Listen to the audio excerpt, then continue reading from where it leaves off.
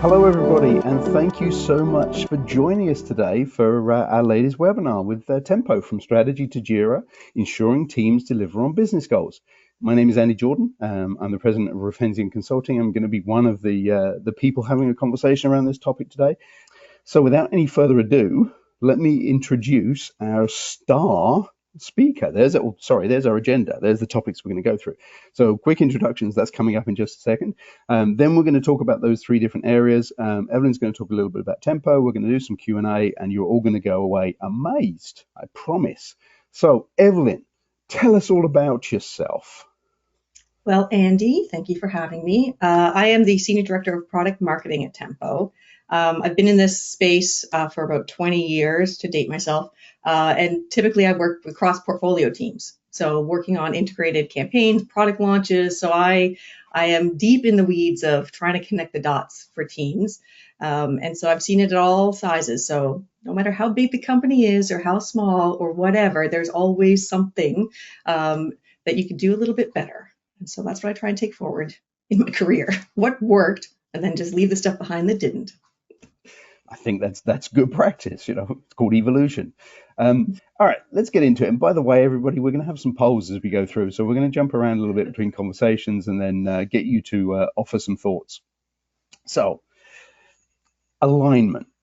You can't turn around in the project space anymore without hearing about how important alignment is in portfolio management. I'm not going to argue, but what the heck does that actually mean, Evelyn? What do we talk about when we're talking about strategic alignment? Oh, my goodness. So the way it shows up for me in any of my roles is, do people know what they're actually working on and why it matters? So it seems like an easy question to ask, but if I asked everyone that I worked with, would I get the same answer? And the answer is probably. It's something that seems so obvious, right? If you're asking people to do work, well, it's probably a good idea to help them understand why they're doing that work and how it actually benefits the organization, because then they're not operating blind. They can actually go, oh, I get it. So if we do it this way, it'll be better than if we do it that way. Or, well, have we thought about doing this instead? It's something that if we put work aside for a second, in every other aspect of our life, it's just automatic. It's common sense. But at work, it seems to get forgotten, right? Well, I think sometimes we're so busy doing the work that we forget to actually talk to other people and humans and figure out what we're working on actually impacts something else.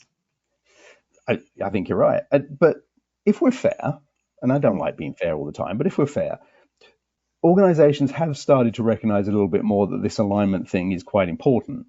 But I know what you've seen with Tempo, but in my work, I'm not seeing consistent improvement. I'm still seeing that alignment is a challenge. And even if it happens on day one, when the executives say, these are our strategic priorities, these are the investments that align with them, this is why we're doing it, everybody good, any questions? Even if that's all there, it sort of meanders away and gets lost while the work gets done. Do you know why, or do you think you know why that's a challenge? Well, I think you'd agree, Andy, because I've listened to some of your podcasts and work. The second you write something down, the plan, what we're going to do, guaranteed it's changed. And I think that often that communication, it's a living, breathing thing. So it's more maintaining alignment as opposed to, we got it, we're good, let's move on. Yeah, I think you're right. And I think a lot of that comes down to communication, right? Organizations have trouble. Even if they can communicate, they can't always communicate consistently. I think that hits the nail on the head. It's so funny because I'm onboarding a new team member very soon, and the first thing I put into this package is, let's look at the company kickoff. Like, what are the major goals for the company, just to orient yourself around that first before you start trying to tackle and do all the things.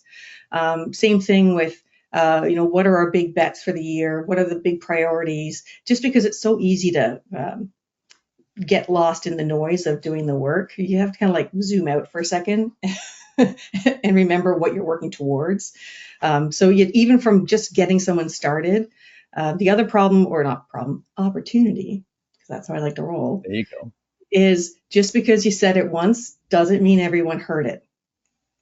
So it's that even if it's boring, if you can repeat it to the point where someone can say it back to you, or like, yeah, I got it, stop, then that's how far you have to go. Yeah. And at the same time, you've got to make sure that the messaging is consistent as you go through all that repetitions, because otherwise they're going to, well, hang on, last time I thought you said this and now you're saying this. That doesn't sound like the same thing to me. Or or it's the yes and approach. Here's our 3 priorities for the year, and then suddenly there's a quarterly update. It's like, and there's 10 more initiatives, and then there's a quarterly update. Like, okay, we trash all that. We're going to do this now. So Yeah, it's easy to get, I don't say whiplash, but very disoriented. I think that's fair. Now, most of our attendees today are going to be project managers or in that project space, and I'm sure they all recognize the importance of this alignment. I'm also sure that a good number of them are working with team members who are going to go, don't care, just tell me what to do, give me a task, tell me when it's going to be done, and I'll get on with it. So why is it so important to have this alignment? What's the impact if we don't have it? What are the problems that come up in your experience? Well, I'll speak from like a product lens because I've been in product marketing for so long. And the way it shows up for when I see it is someone will be working on the thing. Just tell me when it's done. I need you to tell me the problem to solve. But often they don't have enough context Mm-hmm. on what the problem they're trying to solve is for who and what good looks like. So we have brilliant creative problem solvers and engineers, like brilliant. And you don't want to overwhelm people with just too much because they need to focus, but there's something about the context that teams need, and that can also be how you connect to the why. um, Mm-hmm. so it doesn't have to be this giant big matrix, but who are you doing it for? What does good look like when you're done? And just having some general awareness as well as of how these other pieces are going to come together, because I've experienced this dramatically at some companies, and one in particular, where product teams develop in parallel or in silos. And I've actually worked with another product marketer to put our PMs in a room and show them in a spreadsheet their roadmaps and how there's dependencies. You're trying to build for this similar but different human. Like if you guys put this together, this would be amazing and Mm-hmm. game changing. But they just didn't know exactly the full context of what they were trying to solve. I think that's a very good point, and I think it's also important that team members recognize these days that empowered autonomous teams is not just a buzzword anymore. It's the way that work succeeds. You've got to put that decision making as close to where the work is happening as possible. And if the team members don't understand that context, there's no way that they can make better decisions for the product, no matter how empowered they are, no matter how supported they are in their decision making by leadership. If you don't have the context, you're guessing, and that doesn't help anyone. You're guessing, and there's a term I call it. I'll see it in marketing, but I can see it in product too. Is you end up becoming a drive-by Yeah. takeout. Can I get fries with that? And you're just becoming this person who's just delivering things. And the first thing to do is stop and ask why. Like I literally, you got to be a 4-year-old and ask why a couple of Over and times. over and over again. Yeah. And if someone can't answer it, then they don't have enough context either. So Yeah. that's how it unravels quickly. So you work with a lot of different organizations and organizations that are commonly not mastering this stuff, or they wouldn't be looking to implement Tempo to help them out. So what are the common warning signs that you see amongst these organizations that things are maybe, headed for disaster? uh, it doesn't matter how I've been at, Fortune 500 size company, and I've been at very small companies. The problems are the same, but at a different scale. Yeah. What shows up for me, number one, if there's a problem, is I don't have visibility into a roadmap. Hmm. I don't have visibility into what are we actually trying to deliver at the end of it, not just like feature function on time, on track, on budget. I care about that because there's milestones, there's other things. Um, but if teams aren't aligned on the problem that they're solving, who it's for, and again, what that outcome should be or could be, then we're just doing busy work. And I'm the one at the end of the day who's got to be able to communicate and articulate the problem we're solving for who, the value, like all the things, so people can be a good match for a solution. Hmm. So that's typically the first thing I see is I don't have visibility. There's no general shared consensus of the customer problem. And then the end of it is always like, well, what is the end result? What is good going to look like? Because we have to deliver incrementally, but what does done mean? Mm-hmm. And that done is a dangerous word in a lot of companies because Yeah. it means something different to everyone else. And you're not done often, but that understanding is where I need to peel back the magic onion, because you peel it and you cry a little bit, but then the onion just gets bigger sometimes. So careful. So more tears. Yeah, yeah. So, But you get there. yeah. So you and I, when we were talking about this webinar before we sort of put the details together, you mentioned that the recent Forrester study. I'm just going to read something from there for our audience. So apologies, I'm going to read this. I didn't memorize it. So this is from a recent Forrester study, and it says, executives and directors are misaligned when it comes to their portfolio management solutions. Compared to directors, C-levels are more likely to believe their teams are using their solutions' strategic management capabilities. This perception gap leads to misalignment and ultimately creates silos across the business. So this is a big enough issue that Forrester's talking about it. And it fundamentally comes down to not just not understanding the work that's being done, but misunderstanding how people are using the tools to manage the work that needs to get done. And I mean, until you solve that problem, until you get everybody aligned using the tools the right way, you're never going to be able to solve the underlying issues, right? It just proves the point of the disconnect between strategy and what people in the business think is happening and the actual work and execution. Like that's the big gap. And this, I call it the squishy middle, because it's usually humans in the center of that trying to be like, pull these things together for people. But it's not necessarily a technology problem or a process problem or a people problem. It's honestly a focus on what are we trying to solve, Mm-hmm. and can we all be on the same page? That we have the same mission. Perfect. All right, we've talked a lot about alignment. Let's get the audience's thoughts. So I'm going to push a poll out now, and I'm going to put that poll out because that's the right one. And you should see it in front of you now. So we'll give you a little bit of time to vote. And what I will do, because I like to be difficult, is I'll put Evelyn on the spot and say, okay, Evelyn, what's everyone going to say? What is their biggest alignment challenge? Is it the lack of visibility into strategy? Is it too many disconnected tools? Is it communication breakdowns, or is it shifting priorities and goals? And I know you want to say all of the above, but it's your fault because you didn't make that one of the options. Nice. I'm so biased. God, some of these are so connected too. And to make it even worse, I can actually see the results as they're coming in real time, so I can laugh uproariously if you're wrong. Okay, strategy. Everybody has their own definition. I'll say that it's honestly a communication issue. Okay. Well, you had a 1 in 4 chance of getting it right. Did I win? Do I get a prize? I'll show the results in a minute. Everyone is still voting. These numbers are moving around all over the place. All right. Oh, no, I was going to say it's slowing down, but it didn't. It moved again. So, all right. Well, this poll's been live for just over a minute now. So I am going to end the poll and share the results. And we can all see stunningly that, well, Evelyn was completely wrong. So you came second, if it's any consolation. So shifting priorities and goals, 33%, communication breakdowns, 28%, lack of visibility into strategy, 20%, too many disconnected tools, 19%. So it looks like we're starting to address the tools issue at least, and maybe the visibility, although, combined, that's still nearly 2 out of 5 people. But yeah, shifting priorities and adapting, shifting priorities and goals, that's going to happen, right? It's the way the world is, especially in 2025, but it's how you react, how you adapt to that. So, all right, let me close that. We can go back to the slides. And then I think we've got another cool picture that Evelyn's going to push up for our next bit of the topic. So look at that. Okay, so the role of PMOs and portfolio managers. So this is something that our audience is going to relate to. And I'm not even going to say anything here because I know you have a story that you want to share. So.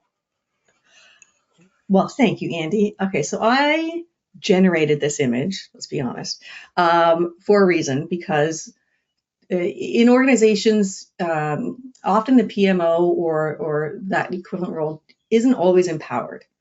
And I will often find what I look for is, I call them my super friends. in an org, because there are people across the org who have a different perspective or view of what's happening, and they can see parts of the same problem.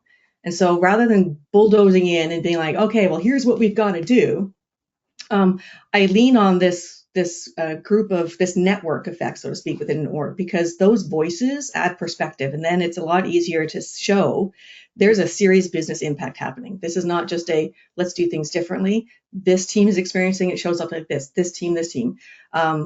That's where I kind of bring the group together, because they have far more influence and credibility than I will coming in new. And I always figure too, if I can help them solve a problem, oh look, there we go. Look, yeah, it's exciting. If I can help them solve a problem, cheers, confetti everywhere. Then I also build credibility and trust so that we can go further together. Anyway, that's my superhero story. You will find them in every org, and you need those people on side because you can support each other in a way that you can't get there alone. I have video envy now because I don't have confetti. Well, maybe I'll throw you a heart at the end. We'll see how this goes. There you go. I think you're absolutely right. And so let's go slightly off script now, because let's explore that sort of idea a little bit more. How do people identify those super friends, those people that can help make the difference? What sets them apart? How do you identify them? Quite often, you need to look at the folks who are customer facing. A support team, and they are often the first line of defense for decisions that should have been made differently earlier, or things that were missed, or something like that. So they're feeling the impact, and that maybe wasn't the positive impact you wanted. So support teams, customer success teams, product managers teams who they're struggling trying to get things moving forward because they don't have enough buy-in. Like those folks are really they see or feel the pain very, very acutely. And they'll also have great context, because that is golden. We often build with an internal mindset, which also gets you into trouble because you build yourself into a corner. You need to think outside in. And those folks have great perspective and great input. And again, it's not just, oh, here's a support ticket, here's a bug, let's just go fix that. Like there's a way of saying, what is the high value? What is the impact this is going to have?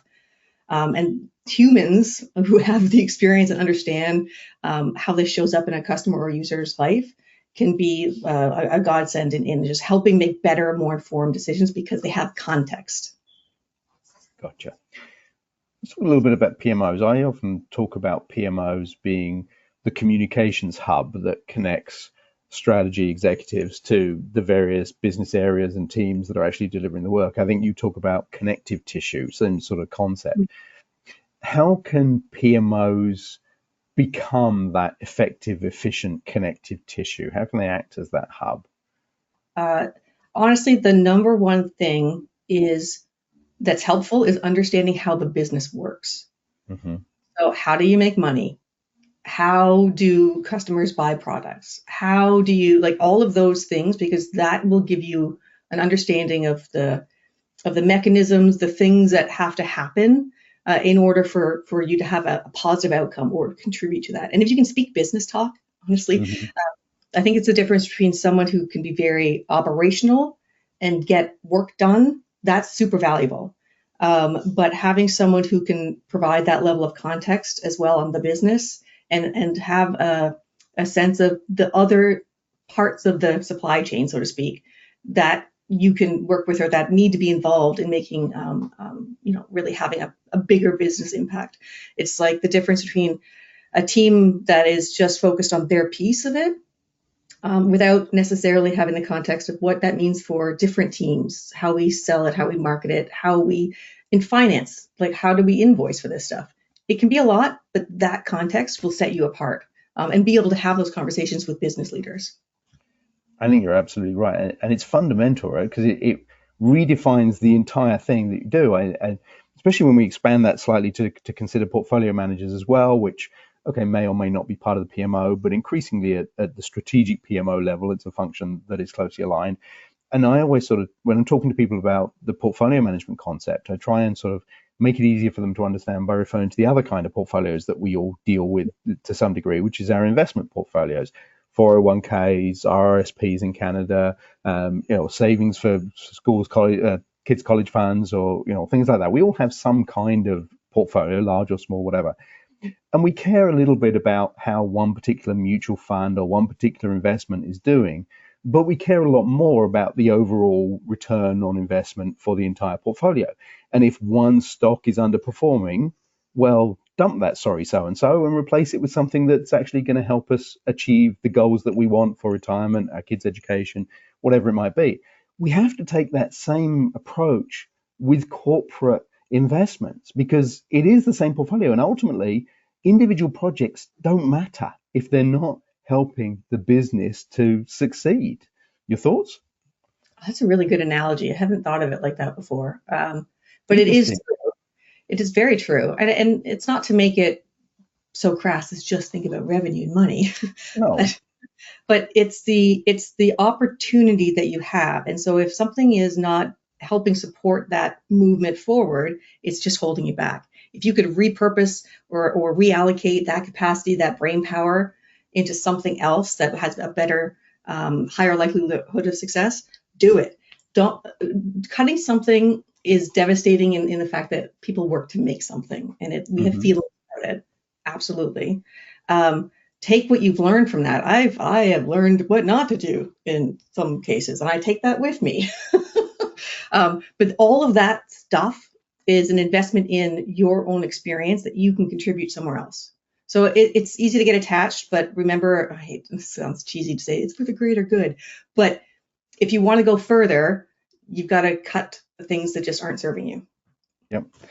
And I think closely related to that is the fact that to understand what those things are, you've got to spend more time looking forward. And a lot of project management, program management, sometimes even portfolio management is like driving by the rearview mirror. You've got a really good idea of what's already happened, but you're not quite so aware of what's up ahead of you.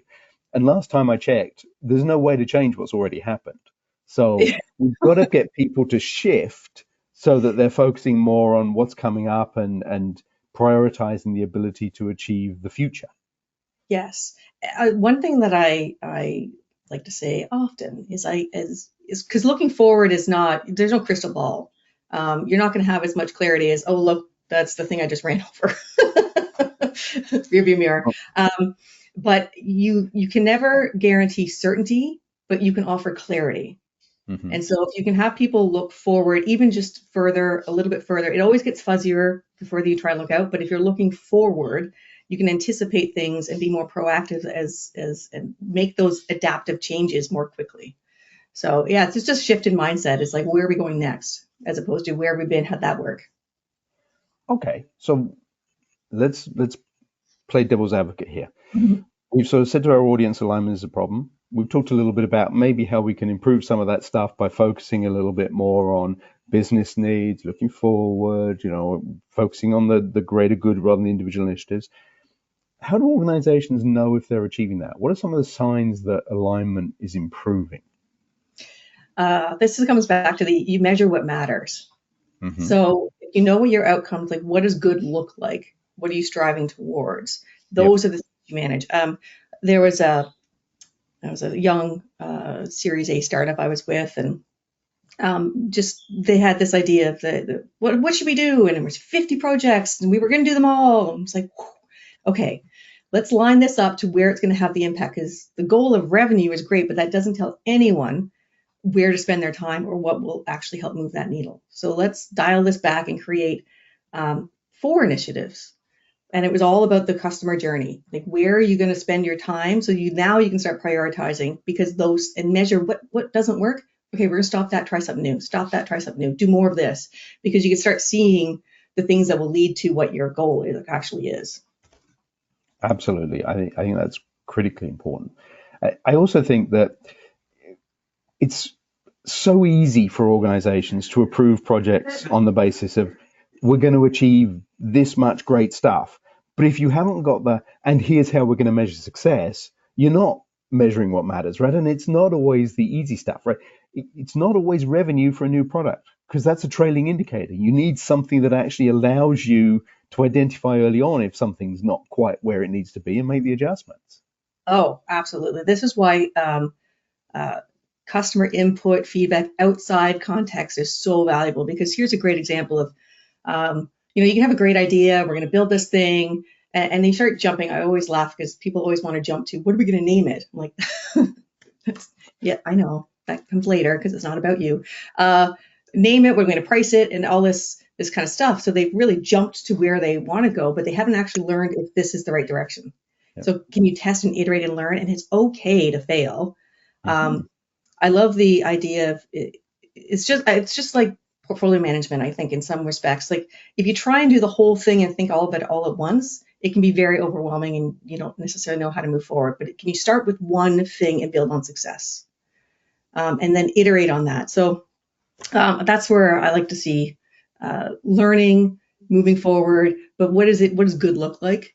And it'll shift. It's never certainty. It's like what do you call it? It's a bit of a North Star. It's a compass, not a GPS station. Yeah. But that way you can adjust as you go. Absolutely. All right. We've let you guys off the hook for too long, so let's get you to do some more work. So here comes another poll, and we're going to be positive this time. So we're going to ask you, which of the following has had the biggest positive impact in your organization's strategic delivery? Again, you've got 4 options there. Project management and PPM tools like Jira and Structure by Tempo, the custom-built spreadsheets and in-house tools, some standardized frameworks and methodologies, or custom frameworks and methodologies from external partners. And we'll give you a little bit of time to think on that. Now, I know what you'd like to be the number one choice, Evelyn, but what do you think people are actually going to say? I actually think it's going to be probably standardized frameworks and methodologies, because often, again, starting with, you understand what you need to fix, what's the process or the steps to get there.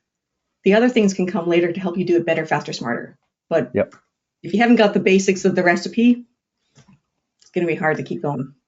Yeah, I think you're probably right. And there's a lot of sort of negativity around standardization these days, as one size doesn't fit all. Yes, get it. But if you don't have those standardized frameworks and methodologies as your foundation, then you don't have anything solid that you can adapt and adjust from. You know what? And I will go back and double down on this recipe idea. You can start with a recipe from someone else, but you can tailor it to make it fit your tastes, so to speak. So nothing should be completely so sacred, because if it is so rigid, it's going to also probably hold you back in how you can adapt. So finding that sweet spot, I think. I think you're right. All right. Most people have had a chance to vote. I don't think there's going to be too many surprises with this one.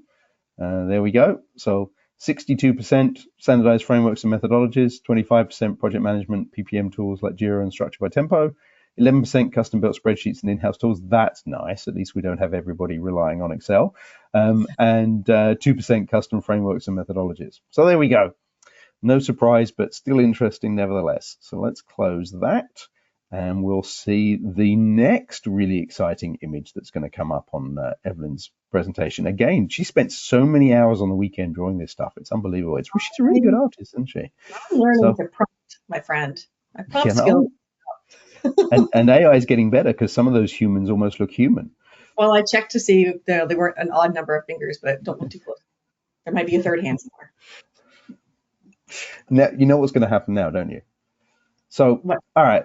Best practices. I'm guessing you think that real-time visibility, structured collaboration, and data-driven decision-making are pretty important. So let's just start there and sort of, give us the overview, and we'll sort of dive down into some of them. Well, I'm going to say, just based on my own personal experience, visibility for me is like number one. Like, what is happening? I need just like, what is the state of this union that's going on? So that's the first step for me. It's like, is the car running?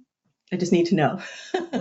And then it is how are teams planning and building together? Because that's where often a lot of that breakdown happens. Teams planning in silos, not having the shared understanding of the customer, or again, people are building based on their own objectives or what they were told because they're being measured on a type of success.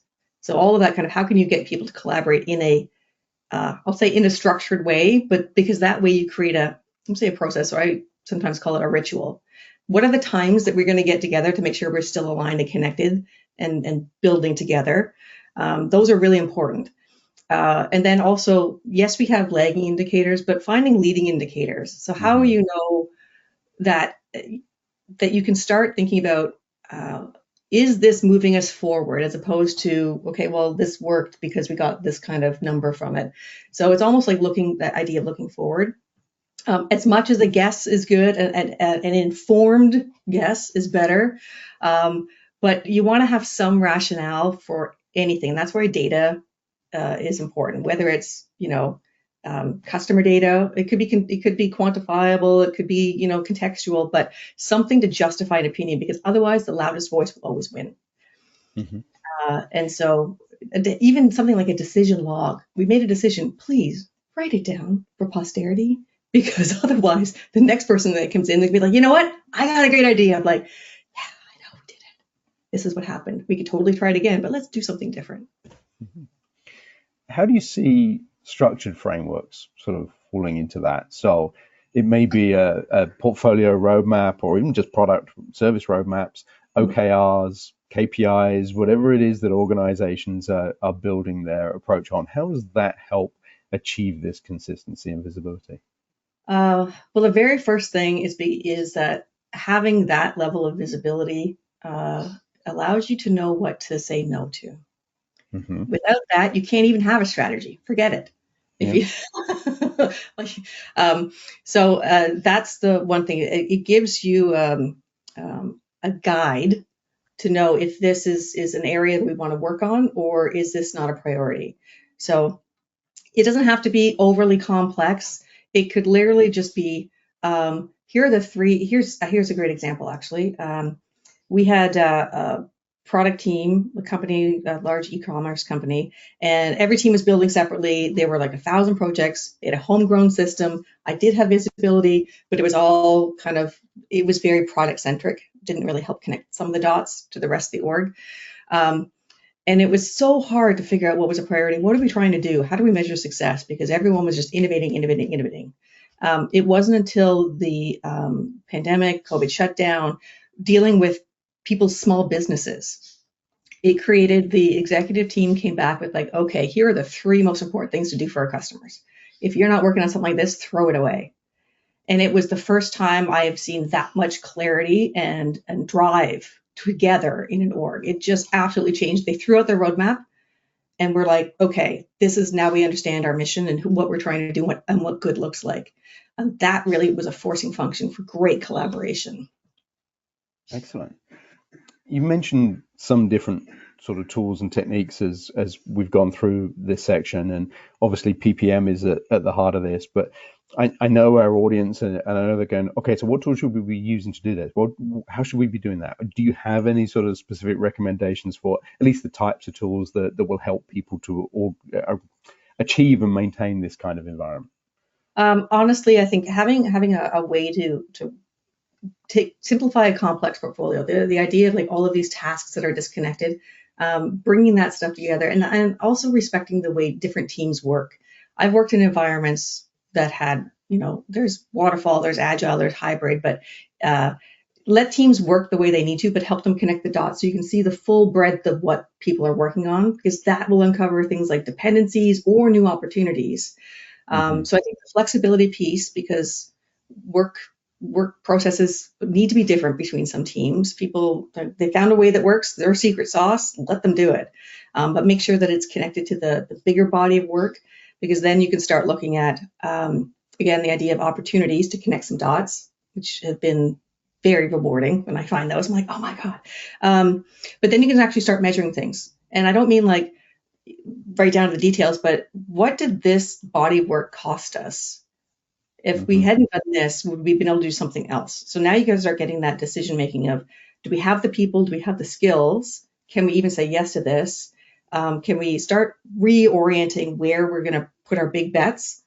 Because then now you're seeing the big picture. So the tasks are great, but I think connecting it with, again, what is that big initiative? What are the big bets? Where are you trying to move that needle so that teams can actually see where they line up? Because they may also have an understanding of like, you know what, if we did this for this team, we could build it once instead of three times and not have it be quite right. Yep. Yeah. Yeah. So we're starting to get sort of towards the end of this conversation. Let's sort of try and bring it down to the real nitty gritty here. Yeah. People do all this. People start to maintain alignment. They allow people to work in the systems they want while still having a way to centralize and integrate data across the organization. What are the benefits they're going to see? How is the organization going to improve? Yeah, all right, better ROI, we get it, more money. But what else is going to happen to these organizations that's going to allow them to sort of have a springboard for success? I could reiterate the cost savings Yeah. because redundancy, blah, blah, blah. But to be perfectly authentically honest, happiness. Maybe that's for me because I find joy in like connecting the dots for people. But having an empowered workforce who has the context to make informed decisions, who understand why the work matters, who has the ability to look at problems differently because they're seeing a little of the big picture. And even that context from that PMO of like helping them fill in the blanks of the context of the business. So you're not just building a thing, you're adding value, but where are you adding and how are you doing it? That kind of stuff, honestly, it's such a human thing. If you can get that, like teams will work for knowing that they've done something of impact and importance. And I get joy of that, or at least, satisfaction. I think you're absolutely right. And I think there's material benefit to that. Gallup does a survey every year on employee engagement. And the last one they did, I think the survey was done late 2023, the results came out last year, was that global employee engagement was at 23%. So less than 1 in 4 employees actively engaged. And the scary thing was, that was the best result they'd ever done. It was always lower than that in the past. And it's easy to say, oh, that's global, it's different in North America. Well, US engagement was 31%, so not that much better. But here's the kicker. Best practice organizations had engagement at 70%, 70. The difference between those is just, it's mind-blowing. And if you can achieve some of this, you're driving your engagement up. You can't imagine how beneficial that is for the organization and the people working for that organization. Andy, I'm going to go back to that one of the poll questions you asked. I think the majority of people said the biggest challenge is shifting priorities and goals. Yep. And if you don't know why something is changing or that, then why would I be engaged? I did all this stuff and it doesn't matter now. I don't get it.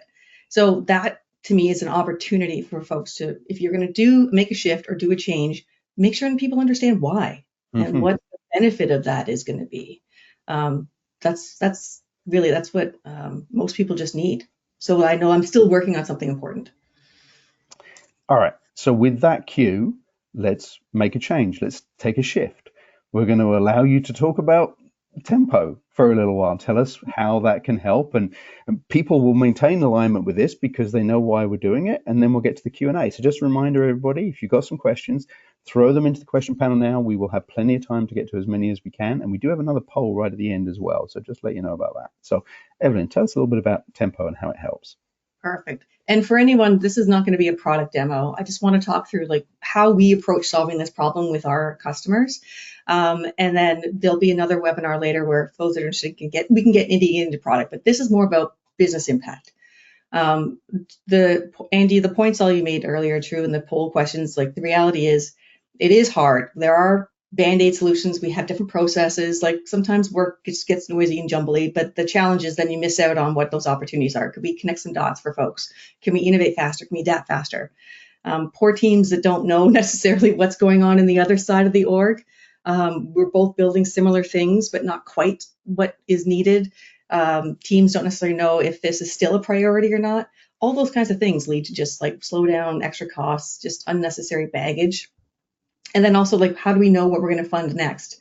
So knowing where your best opportunities are, not relying on a magic math spreadsheet like this can get you into trouble. So let's call it a bit of housekeeping and good oversight, just so you understand where you're putting all of your resources, because humans and brains are like the most valuable thing that we have. So let's hope we're working on the right things.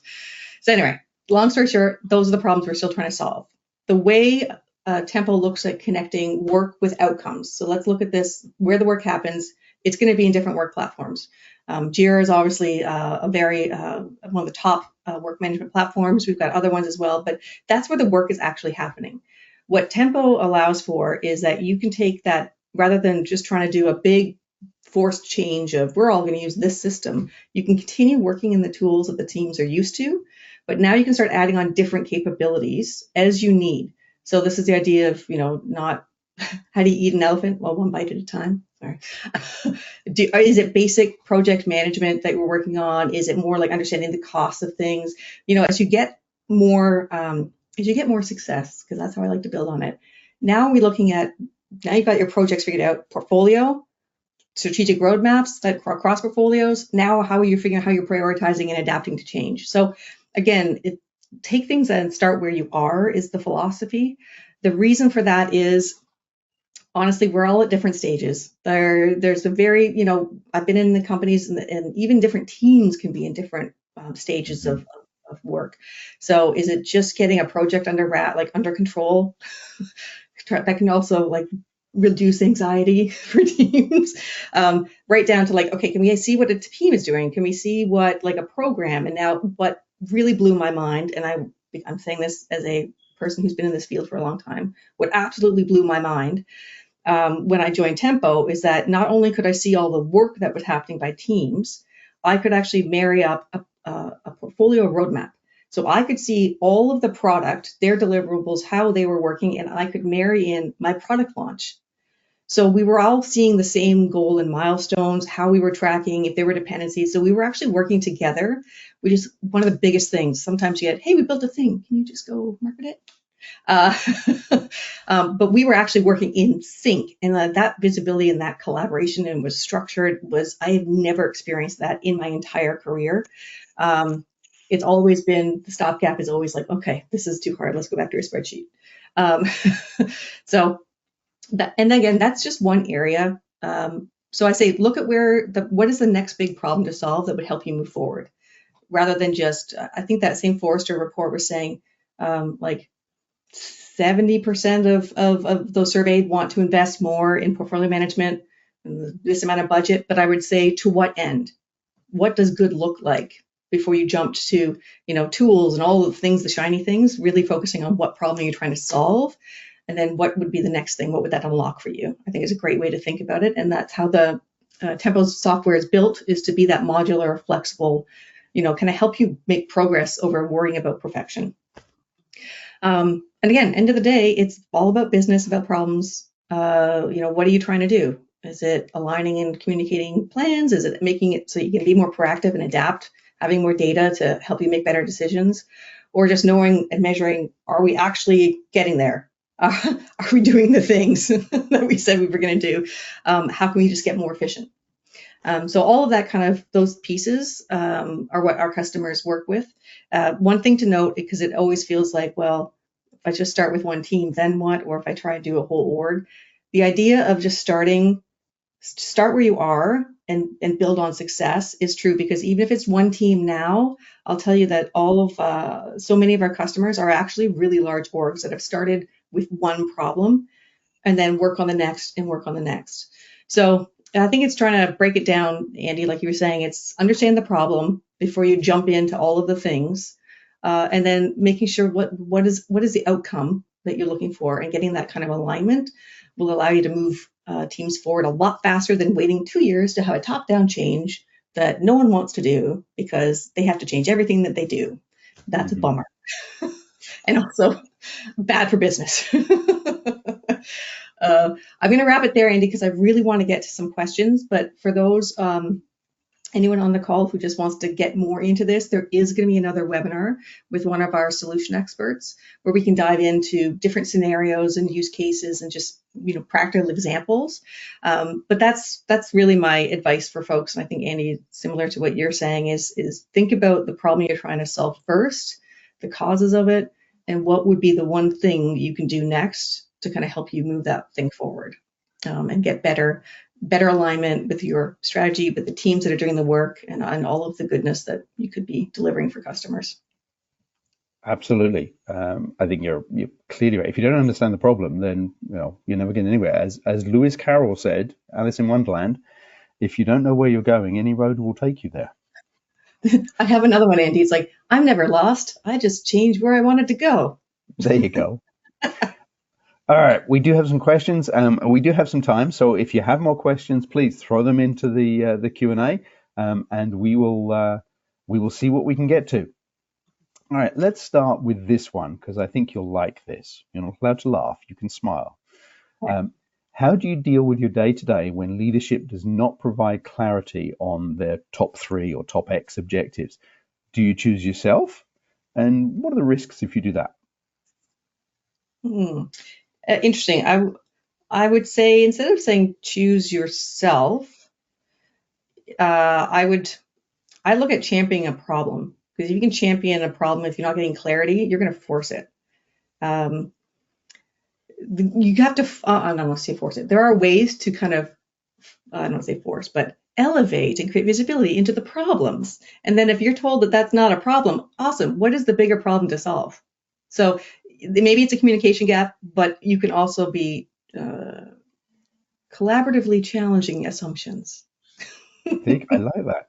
I used to do some PMO workshops with Mark Price Perry, who literally wrote the books on the business-driven PMO. And he always used to say, it's not your PMO. You shouldn't be making the decisions about what your priorities are yourself. You should be being guided by the business leaders. And if they're not doing that, then you've got to push for more guidance. It's like, okay, I shouldn't be doing this. That's great. That's really helpful. I know what not to do. Tell me, what should I do? This is why you want your super friends. There you go. Yes, the problem. So, okay, I love this one. This is why I do what I do. As a young individual new to project management, how can I contribute to solving reporting discrepancies between business and project management and ensure the provision of real-time data that everyone can access? What are some of the tools, techniques that I can leverage? Isn't it great when you get young people going, this is, that sounds horribly patronizing, but you know what I mean? When people sort of come in and go, hey, this is broken, how do I make it better? Sorry, like fresh perspective, not jaded. Yeah. Use all that energy right now. It's a hard question to answer. It depends, I think, on obviously your environment, what you're building, and so on. One thing that I have found, and this is tool agnostic, I'll tell you, if you can provide insights back to leadership. I mean, I've done it where simple things like reporting, videotaping a customer talking to me, or doing some other things. But if you can elevate some of those insights that are of interest, people don't always want to stare at a spreadsheet. So some of it is about presentation and telling the right story, and making it impactful. Those will get the attention. And I think a little bit more we'd like more of that, please. Yep, I think you're absolutely right. Okay, let's jump on to the next one. I love these. These aren't easy questions, and I can just throw them at you and ignore them. Throw me like a hardball now or something. All right. What are a few tips you would offer when an urgent project disrupts a carefully organized roadmap where every resource is already being utilized? I'll offer my thoughts to start with. If every resource is already being utilized, you're doing too much work. You need to have flexibility in your organization because things are going to change. There will be new priorities. There will be crises that need responding to. And if you don't have resource and financial contingency in your portfolio, you are asking for trouble. So that's how to avoid the problem, but that doesn't solve the problem if you're already facing it. So I've done the easy part, Evelyn. You can do the hard part. I think this comes back to like what you say no to as well. Yep. That's really hard. We're guilty of it too. We are marketing in particular is very like, oh yes, we can do that. Yes, until you realize you just can't. You have packed that suitcase so much, there's no way you can check it. So yeah, I think clarity on outcomes. So we can have a perfectly beautiful plan to do something. Is it gonna make or break the company if that has to be delayed by a week? Maybe not. Is there a part of it that can come later? And I've done that where we can have, you can do parts of things later. So just understanding the impact of the business, I think, is key. to make those decisions. And also, maybe next time, give yourself some more slack, because I can't tell you how much of my work is not necessarily documented, but it should be, because, you just do the thing and you answer the slacks and you do the whatever. That takes discipline, and maybe some padding on deadlines. And let's be honest, ultimately, you can do anything. There is no project request that comes up that can't be done. It's at what cost? What if this is now an urgent priority? Okay, what is now no longer an urgent priority?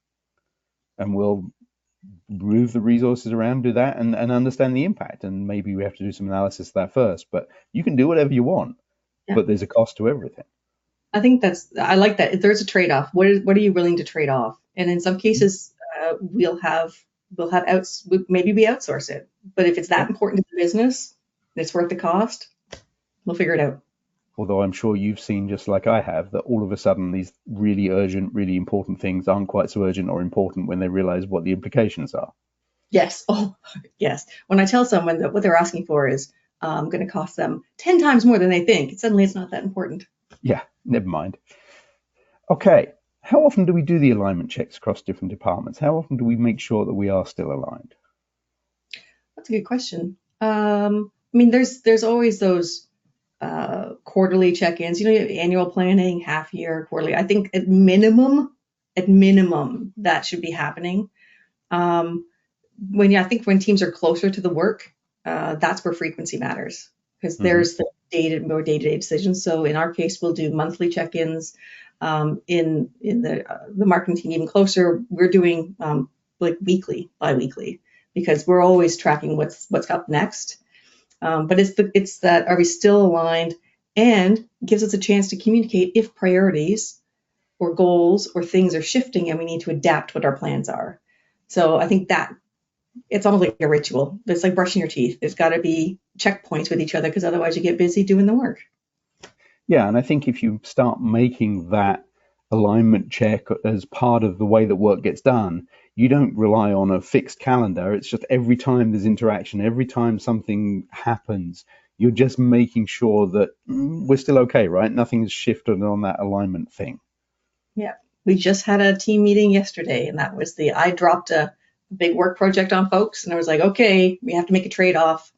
This is a higher business. How are we going to do this? And we figured it out. But that way we're not waiting till the end to realize we're completely underwater. All right. So we're in a little short on time, but I'm going to try and get a quick answer from you on one more question before we go to the summary and the final poll. How do you deal with resistance to change when there is recognition that this is a problem, but people don't want to embrace the solution? Oh, this is the classic, what's in it for me? Yep. People love change. They don't like to change. So this also comes back to my super friend story, is that there are change makers who can help communicate why something matters. But honestly, you've got to be able to get to a point of, if someone can at least understand how there is a benefit, there is going to be something good that comes of this, whether it's just saved you 5 minutes a day, whether it's, you've got more access to information so you can make better decisions. There's got to be an exchange of value. If you're asking someone to change, what is the value they're going to get from that? Absolutely. All right. So we've got a couple of minutes left. I'm going to put up one final poll here, well, almost final poll, about what your organization's primary focus for the next 12 months is around portfolio management. So that's up there now. And while people are thinking about that, Evelyn, do you have any sort of thoughts that you want to offer just to sort of wrap up and just sort of summarize what we've been talking about over the best part of the last hour? Honestly, I think it's, regardless of the situation or the environment, if it's, broken process, broken tools, broken something, whatever it is, if you can make one thing better, do it. It could be a game of small wins. Change is really hard. People don't like it. Top down big change takes 2 years. Everyone's got to change how they work, is destined for failure. But incremental improvements, and people start seeing value, that's where you can get momentum. Mm-hmm. I think you're absolutely right. And I think it's also about that recognizing that there is a problem. right? Because you're never going to solve anything unless you actually acknowledge that the way we're doing it right now isn't working. Yeah. Sometimes you have to get out of the weeds because you spend all your time on the thing. You have to look up occasionally, Yep, look around. absolutely. All right. So people are still voting on the primary focus for the next 12 months. I can tell you that you might be surprised by what people are saying on this, Hmm. because I certainly am. One of the responses isn't actually getting any love at all. But what do you think might be the most popular selection here? I'm going to say people are thinking about process. Like, how do you create a more structured way of working? Okay, you're quite good at this, all things considered. I had to like, kind of win back from last time. All right, let me end I think everyone's pretty much, well, still a few votes coming in. I'm going to close it in a few seconds, people. If you haven't shared your thoughts yet, get them in. There we go. See, and they are. All right, I'm going to close it now. Here we go. There we are. One more sneaked in right at the end. So there you go. 48% of people developing more effective strategic planning processes. 34% aligning leadership and team objectives. 15% enhancing tools and technology for scenario planning. And only 3% increasing investment in portfolio management capabilities. Maybe that's because they need to get the other stuff done first, but I'm a little surprised that's not higher up. I'm not. I think that's actually the right answer, which I know Yeah, sounds funny from software company that sells tools for teams. But I think it's smart because you have to think about that why. What is the steps to get there, the process? Because I can tell you, in every company I've had, we have duplicates. How many ways of communicating? How many tools do we have in that company? How that's many true. different sometimes there's a glut of tools. So I Yeah, think once you figure out what it is and how to streamline it to be super efficient, that's where you can kind of figure out the wheat from the chaff. fair point. All right, let me put this last poll up as well. And I'll leave that there for people to offer their thoughts on. And I did promise everybody that I would provide PDU information. So we've got about a minute left, so I will do that. This is going to be a self-reported PDU in the business acumen category. So if you go to the PMI website, you don't need a code or anything. Just go to the PDU section and feel free to put the details in for the date and time of this, or when either the live event or when you watch it on demand. And you can claim one PDU in the business acumen category.